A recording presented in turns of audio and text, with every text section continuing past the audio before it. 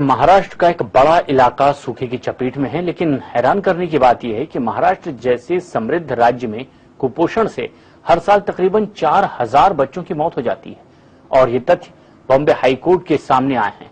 इसे गंभीरता से लेते हुए हाईकोर्ट ने कुपोषण रोकने के लिए सरकार की कोशिश पर उसे जवाब तलब किया है।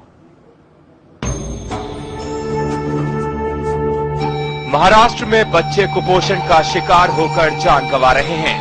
कुपोषण से बचने के लिए राज्य सरकार की कई सरकारी योजनाओं और हजारों करोड़ रुपए पानी की तरह बहाने के बावजूद भी इन मौतों पर नकेल लगाने में सीएम पृथ्वीराज चौहान और उनकी सरकार नाकाम रही है।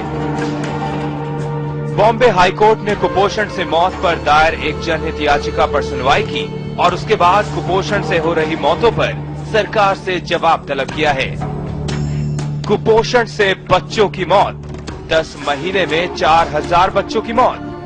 0 से 1 साल की उम्र के बच्चों की नंदुरबार जिले में सबसे ज्यादा 1025 मौत, जबकि ठाणे जिले में 612, गढ़चिरौली जिले में 561 बच्चों की मौत हुई। सरकार से अदालत ने जवाब तलब कर लिया है। पब्लिक हेल्थ डिपार्टमेंट के माध्यम से जननी सुरक्षा योजना है, जिसमें जो न्यूनेटल केयर बच्चों की होती है, उसमें अगर बच्चा 1 महीने के अंदर बीमार पड़ता है तो मां के बच्चे की पूरी आरोग्य की सुविधा उसमें उपलब्ध की जाती है। केंद्र शासन के माध्यम से जो है वो इंदिरा गांधी मातृत्व सहयोग योजना है, जिसमें जो भंडारा और अमरावती 2 जिले में शुरू है। जब वुमन जब प्रेग्नेंट हो जाती है तब उसके नाम उसको 1,500 रुपए मिलता है। अगर वो इम्यूनाइजेशन प्रॉपरली लेती है तो उसको 1,500 रुपए मिलता है। और बच्चा पैदा होने के बाद अगर 6 मंथ तक वो जो है वो उसको स्तनपान करती है तो उसको 1,000 रुपए से टोटली 4,000 रुपए देने की एक स्कीम राज्य शासन की तरफ से, केंद्र शासन की तरफ से शुरू है।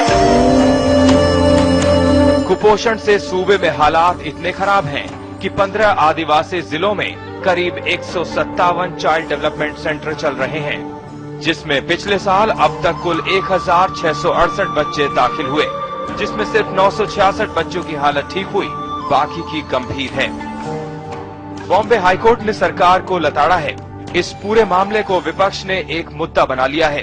विपक्ष के नेता विनोद तावड़े इस पर कहते हैं, और सरकार अपनी लिपापोती करती रही। आज आखिर में हाईकोर्ट ने भी इस विषय को लेकर सरकार को अगर लताड़ा है तो मुझे आशा है कि सरकार और सरकार के मंत्री अब इसके बाद जग जाएंगे और आगे चल के महाराष्ट्र ये किसानों की आत्महत्या वाला महाराष्ट्र, वैसे कुपोषण में मरने वाले बच्चों का महाराष्ट्र ऐसी अपनी पहचान ना बने। गौरतलब है कि महाराष्ट्र सरकार बच्चों को लेकर रत्ती भर भी सीरियस नहीं। महाराष्ट्र में कुपोषण से बच्चों की मरने की संख्या दिन ब दिन बढ़ती जा रही है।